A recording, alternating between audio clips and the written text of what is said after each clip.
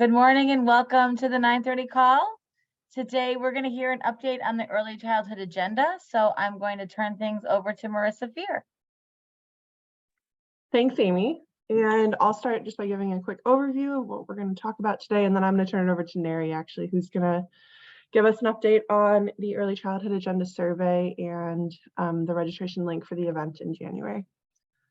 So we're going to talk a little bit about everything today. We're going to start just with an overview of some of the data that we've been looking into about who has been participating in the early childhood agenda process, just to give everyone a sense of that initial data. And then the conversation tomorrow is primarily going to be focused on solutions. So we wanted to begin that conversation here and then continue it again tomorrow and throughout the rest of this week, where we can start to really narrow in on those policy priorities that are going to be on the final early childhood agenda document. And the last piece of this is just wanting to sort of tee up the conversation for tomorrow, where we're going to talk about data a little bit more. That what we're trying to do today is just give you a sense of who's participating in the early childhood agenda process. That's the data that we've collected so far. And then tomorrow we really want to talk about the 9:30 callers. What are the biggest data questions that you still have related to early childhood? We did this activity on the 9:30 call, I think about a year ago, and it led to some really interesting results. So to make that connection, to kind of begin to think about what are the related data pieces to some of these solutions that we discussed today. So just to start kind of thinking about that as well.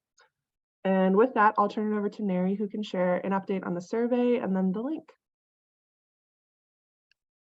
Good morning, everyone. So the link to the survey is on the chat and also the link to the Eventbrite. So this is the update on the survey. And I just have to tell you that I've had to push many surveys and this is by far the biggest and quickest response that I've ever seen. So far we have 580 responses just for the English version. 14 for the Spanish, 7 for the Chinese, 1 for the Portuguese, 1 for the French, and unfortunately 0 for the Arabic and 0 for the Vietnamese. So if you've been following, we have the one survey that was translated into 7 languages. And thank you so much for getting the word out. We have over 600 responses overall. So the survey actually closes tomorrow. So between today and tomorrow morning, if you could please get the word out one more time. We'll be posting on social media again today, but please just get it to more parents and providers so that we can hear from more ones and be able to drive this work even make this work even better. And then the second link, the Eventbrite. So the event on January 24th, at the State House, we decided to create a registration link in Eventbrite so that we can keep track of who's coming and to be able to provide information to the folks that will be joining us. So please just register and we will follow up with what to expect and instructions and guidance for the day. But yeah, thank you. We're looking forward to it. Thanks, Neri. And I saw Rosie put in the chat that some of the Arabic speaking parents may be responding in English as well. So that's something that we did talk about with some of the other languages as well, that might be happening. So if anyone has any ideas on how to sort of continue to promote the survey to the 2 languages that we hadn't seen high responses on, feel free to just send us an email on that, because we can extend that a little bit too, just to make sure that we hear from a variety of different parents and providers. As Neri said, we're really trying to target the ones, so the people who are working with children and families every day. And we want to really hear from people who are either caregivers of young children or who are working in those spaces. All right. Something similar Fernando was going to say too. They observed a similar trend with some of the surveys. People may prefer conversations in their native language, but will answer the survey in English. Thanks, Fernando. That's really helpful too. So in terms of data, what we are planning to do with the survey is to really dig into that over the next 24 hours or so, and to better understand who completed the survey and to give a sense of sort of the geographic representation across Massachusetts. And then also we did ask on the survey for folks to identify themselves as either the caregiver of a young child birth through age 8, or sort of their role, the description that best describes their role, professional role. So if they are working with children and families every day, if they're working with children and families occasionally, or if they are not working with children and families, but they do have a vested interest, which is the structure that we've been using throughout the entire early childhood agenda process to ensure that we are hearing primarily from the people who are working with children and families every day as we're developing these policy solutions first. So more to come on the survey itself, but what we did want to do before closing the survey was to dig in a little bit to some of the sign up information that we have. So these are you wanting us to push this for family responses as well? Yes, Donna. And we do understand that the context might be a little challenging to kind of wrap your head around from the family perspective, not having been involved in the early childhood process as much to this point. So I think as much as possible where you're capable of sort of providing that context and sharing what the early childhood agenda is trying to do and sort of where we are in this process, that would be helpful. But yeah, the primary purpose is really just identifying what are some of those biggest challenges for families as well as for the early childhood professionals who are working in the space. So yes, for sure. Thanks, Donna. All right, and so what we wanted to start with today is digging in a little bit into the sign up information for the early childhood agenda. So what I'm about to share is about just the people who have been participating in this process. Sorry, getting over a little bit of a cold. And that's so folks who might be coming to the 9:30 call like you all are today, folks who've been participating over Basecamp and sort of the virtual option, folks who've been coming to the 9:30 call at night at 8 p.m., as well as those who have been joining us for the working group meetings, which we have the next one tomorrow. And just to share, I'm going to pull up my screen real quick.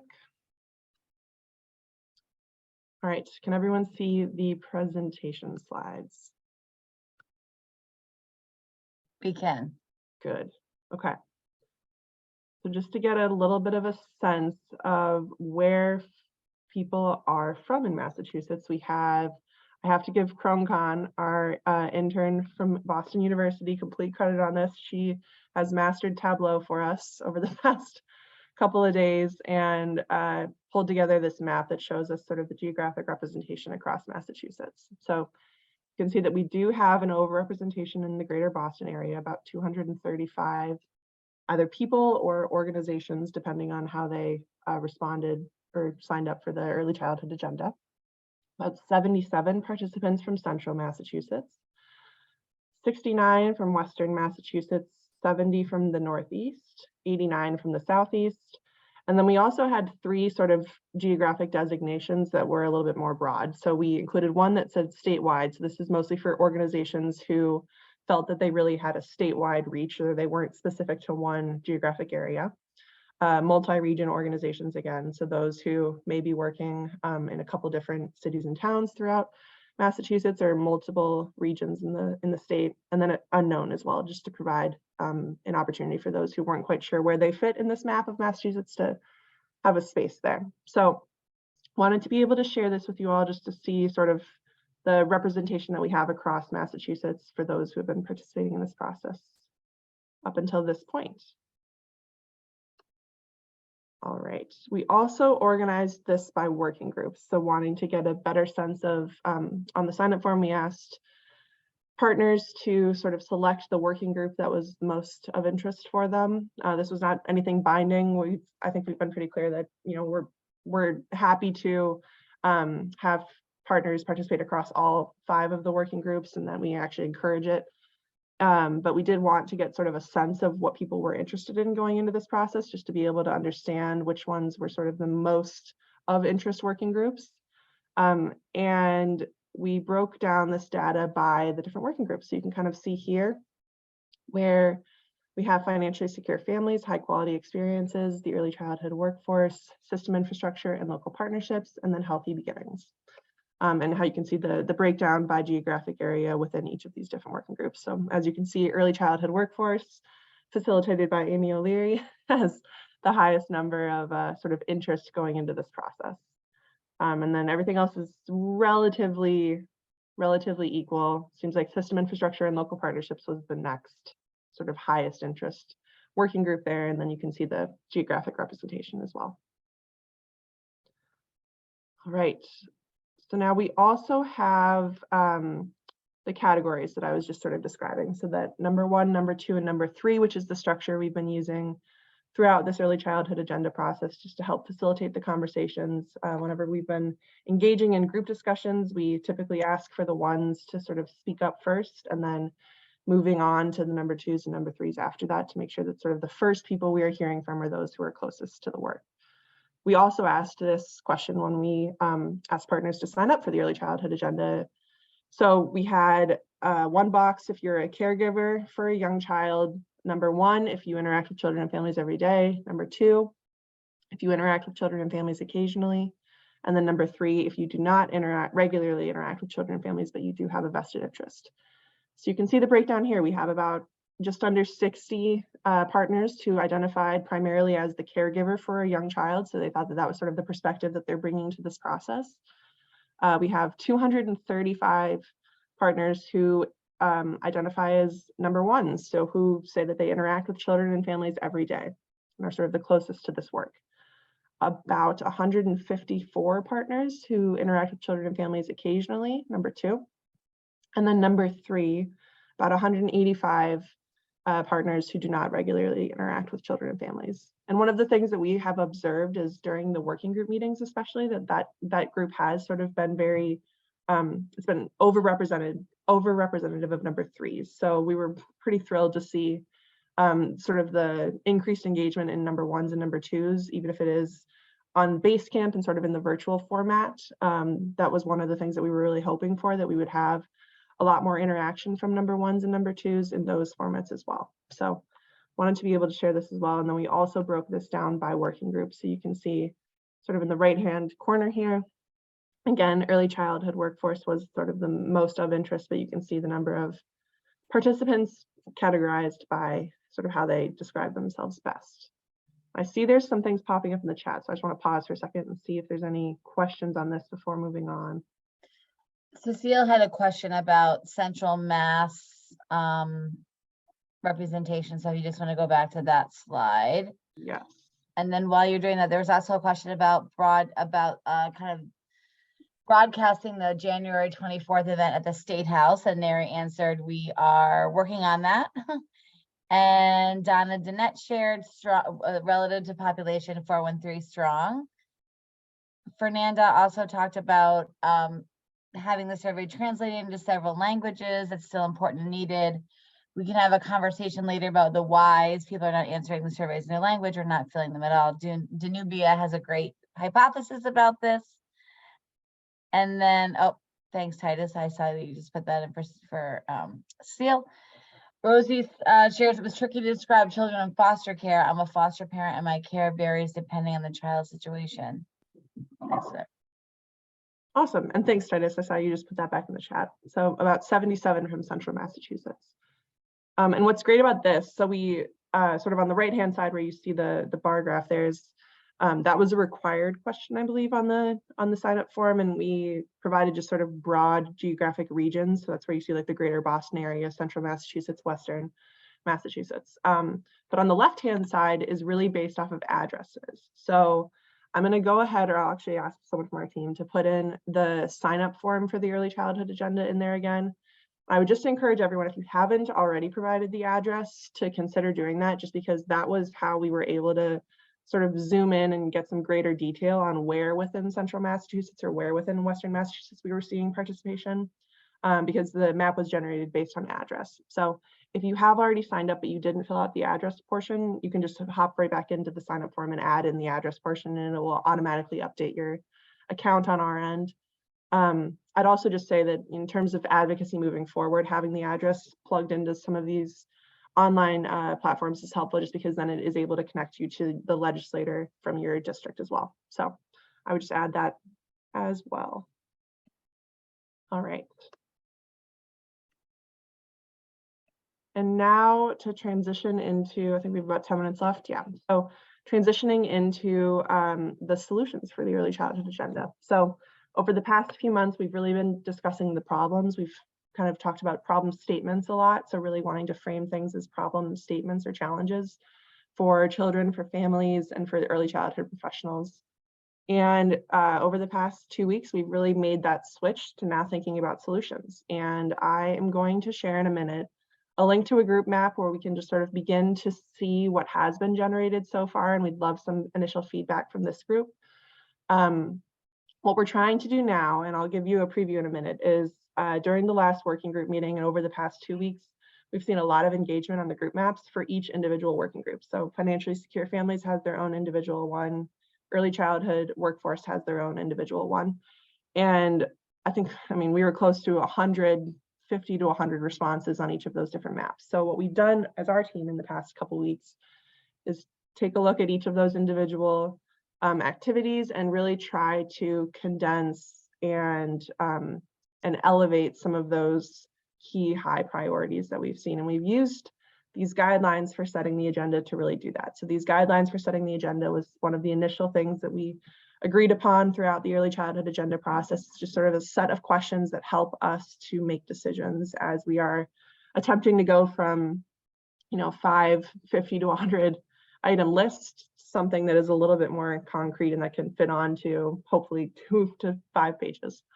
So just wanted to share and sort of give the refresher for what these guidelines for setting the agenda are, that there's a couple different questions here. If it's aligned with the vision, principles, and values, thinking about whether the agenda item raises awareness or changes behavior, who is it targeting, the child, the family, the early childhood professionals. This is a big one. So is it actionable within our 2-year timeline? And then what individual agenda item or combination of agenda items have the biggest net impact on children and families? Are we prepared to act on this agenda item? Is there political will? And if not, how can we build the political will necessary? All of these questions were ones that our team has sort of been mulling over and using to guide our decision-making processes as we tried to sort of narrow down that massive list to something a little bit more concrete for the next meeting. That being said, it's still flexible. It's still open to add things or to have the discussion with the group and see if there is something that really should be on that list that we didn't identify that you all think does belong there. So wanted to just share that as well. And then I'm going to dive into the activity now. We had many ways of trying to figure out priorities like dance off, sing off. We're having lots of discussions on Friday with our team. And I think one thing that we and we'll talk more about tomorrow is how we have so much good information and how do we catalog it, keep it, so we have some ideas about that we'll talk tomorrow about. As they say in preschool, I'm not going to spill the beans right now. Thanks, Amy.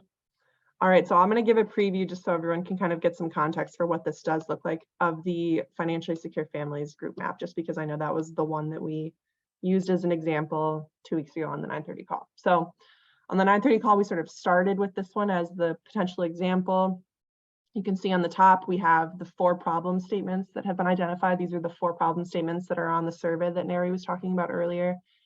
And what we asked participants to do is to really start to think about solutions. So for each of these different problem statements, we said just sort of add anything that you can think of that is a solution to that statement. So the first one, families do not have enough income or economic resources to meet their children's basic needs and thrive. And you can see just sort of the multitude of responses that we got related to that problem statement. And this is true of all 5 different working groups, that there are the problem statements on top, and then you can see all the different responses underneath. So what we've been trying to do is go from these maps where there's 4 problem statements and then there's probably 50 to 100 responses underneath, to take that and make it a little bit more condensed so it's something that we can work through tomorrow at the working group meeting to narrow in on a more concrete set of priorities for the early childhood agenda. So with that being said, this is sort of where we are right now, and I'm going to go ahead and share this link in the chat. Whoops, okay. And we'd love to get some initial thoughts from you all. So here is the group map link. You should be able to click into that and join us in the group map. The way we have this organized is we went through each of the different individual ones and we tried to pull out some of the common themes. So if we, from hearing from the facilitators, if we knew that Financially Secure Families was really focused on home ownership as one massive barrier, and they were also really focused on sort of a guaranteed minimum income, or just the idea of having the financial resources to be able to meet basic needs. So hearing from facilitators, wanting to gain a better understanding of what the discussion was like, but then also going through the map and pulling out a couple concrete examples that we can then look at and add for the next meeting. So what I would love to have everyone do here is just for the next 5 minutes, if looking through each of these different solutions, what we're trying to come up with now is making the connection to lead advocates as well. So when we think about pathways to home ownership, who are the organizations, the coalitions, even the individuals within Massachusetts that are working in that area that we know maybe developing advocacy agendas that have done work in this area historically, and to make those real-time connections where we can then reach out to them if we haven't already engaged them and invite them into this early childhood agenda process, and to learn more about what they are doing as well, so that we can have this sort of feedback loop between what we've come up with as identified solutions and what folks are working on today. So reading through each of these identified solutions on the top, if you end up seeing one and you're like, oh, I know someone who does that, or I know an organization, I know a coalition that's working in that space, to go ahead and add it to the plus button on the bottom where it's the lead advocate space. So I'll give an example. In the high quality experiences group, we talked a lot about a comprehensive public education campaign about early childhood and caregiving. So something that really spans multiple sectors, that talks about the importance of early childhood, all the brain research that we know, and shares sort of what caregiving means in Massachusetts. And one of the identified potential partners in that we came up with was thinking about the public radio and TV stations, even the streaming services. So just really wanting to have this be information that is spread far and wide. So on billboards, sort of on entertainment as well. So just wanted to give that one as sort of a somewhat out of the box idea that was thrown out there, but would love to see if there's any other thoughts from the 9:30 callers. I'm seeing a couple things pop up. So the Massachusetts Association for Infant Mental Health, thank you. In terms of healthy beginnings, we talked a lot about Project Bread, who we know came to the 9:30 call a few weeks ago. We talked about the Massachusetts PPD Fund. There was a lot of responses here related to postpartum depression that came up as well. We know that they've been a big advocate for that in the past. All right, I'm going to pause there and see if there's any questions while folks are in this. Pediatricians, yes, Donna, definitely.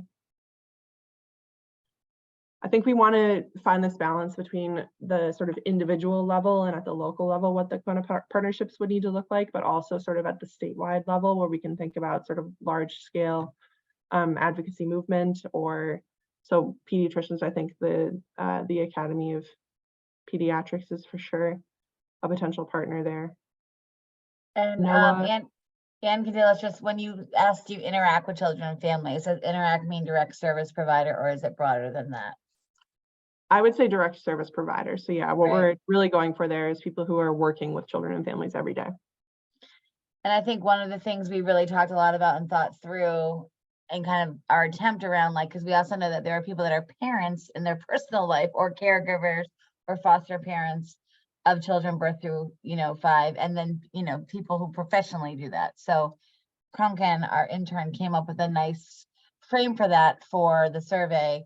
And I attended the Together for Kids meeting in Worcester on Friday morning, and they were using the same protocol to look at the membership of who was sitting around kind of the Zoom call, and also who's involved in their coalition. So I think it's been very powerful to see how how the spectrum across the continuum. Yeah, definitely.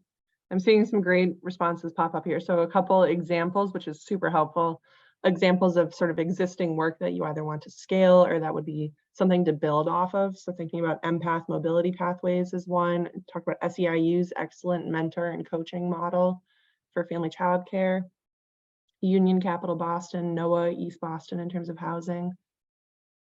So yeah, this is going to be the sort of primary activity at the next early childhood agenda meeting tomorrow, and then we'll likely keep it open for a couple of days. So if you are on Basecamp, you'll be able to jump into this and to add some additional responses or to take a look through each of the categories. Ultimately, what we want to do is we want to, because you can see here, like there's still about, I think probably 10 responses for each of these different groups.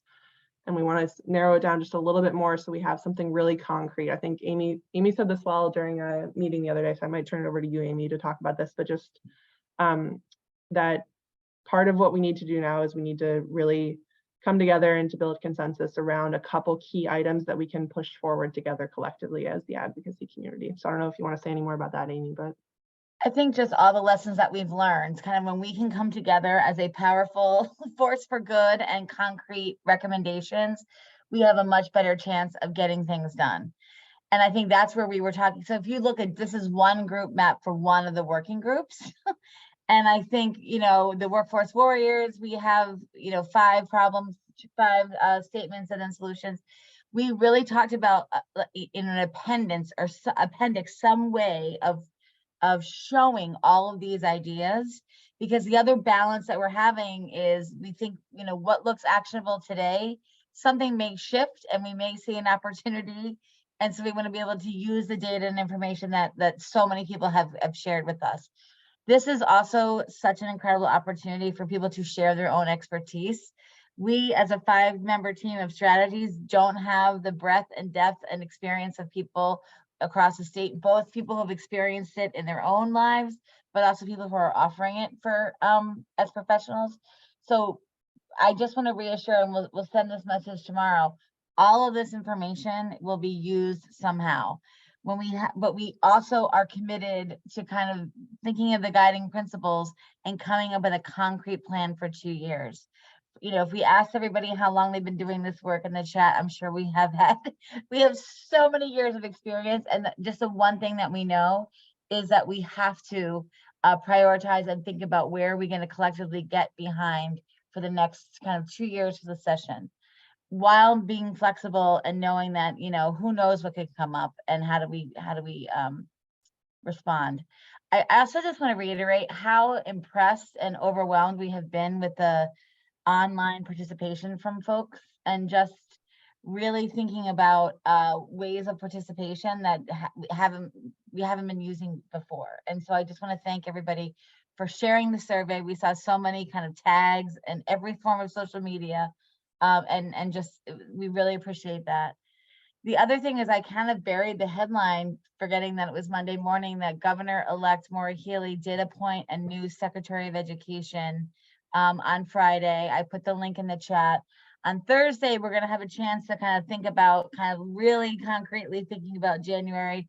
And so we will go through more of those kind of updates that we know of. And then I think there's just in the next month, there's going to be a lot of announcements and potential shifting. So we want to stay on top of that as much as possible.